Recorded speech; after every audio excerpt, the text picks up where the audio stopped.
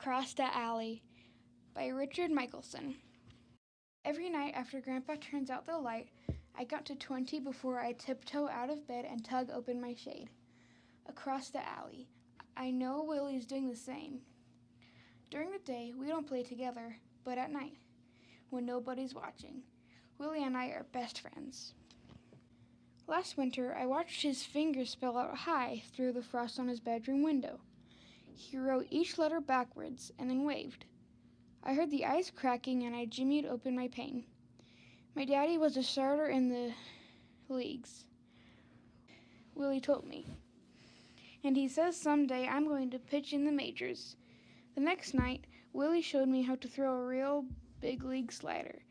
He knew just where I should stretch my fingers across the stitches. When spring comes, I sit out on the stoop.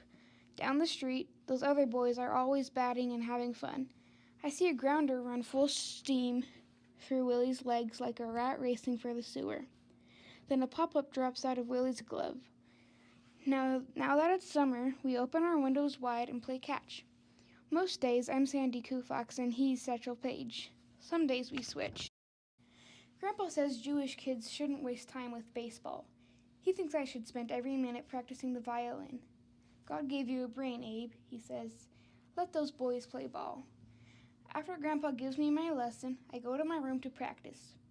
Willie leans out his window and asks if he can play. I tell him where to rest his chin on the chin rest and how much rosin to slide across the hairs of the bow. All summer long, I teach him everything I learned. Willie's a natural as Satchel on the mound. His fingers fly up and down the fingerboard like the pavement's too hot to set your bare feet on the ground. You'll be next, Jascha, he said. Grandpa says proudly one night when he comes to turn out the light. I think you're ready for the recital at the temple next Tuesday afternoon. My palms turn sweaty like I've been caught throwing a spitball. I want to tell him it was Willie, but I can't think of anything to say. Grandpa was a great violinist in the old country, I tell Willie late that night.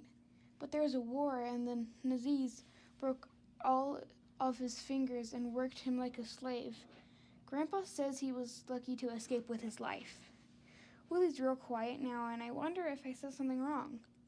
Maybe he doesn't know about the Nazis. My great-granddaddy was a slave too, Willie finally says. I never knew any white folk that were. Then we're both real quiet until Willie decides that it's time we went to bed.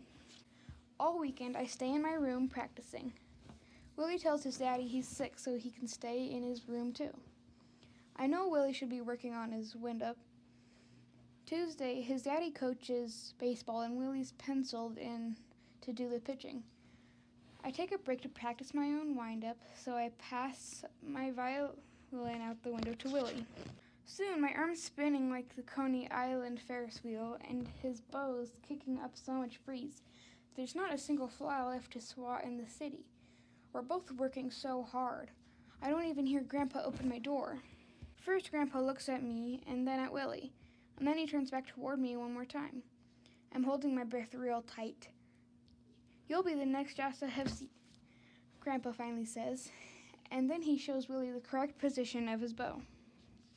It's Tuesday afternoon, and we're walking side by side like best friends, and everybody's watching. Let people stare, Willie's daddy says as he steps ahead of Grandpa and into the temple. Ignorance comes in as many colors as talent. When Willie and his daddy sit down, most people get up and slide across the aisle. That opens up the seats in front of Grandpa and me.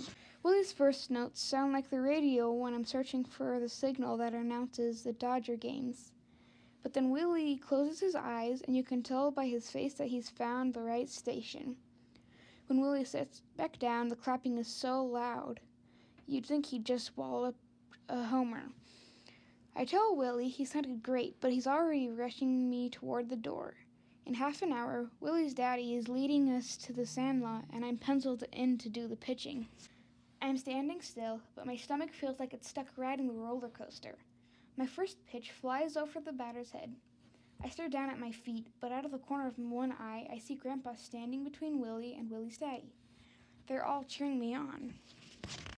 I stretch my fingers just so across the stitches and I spin my arm like the Coney Island Ferris wheel. My next pitch slides straight over home plate.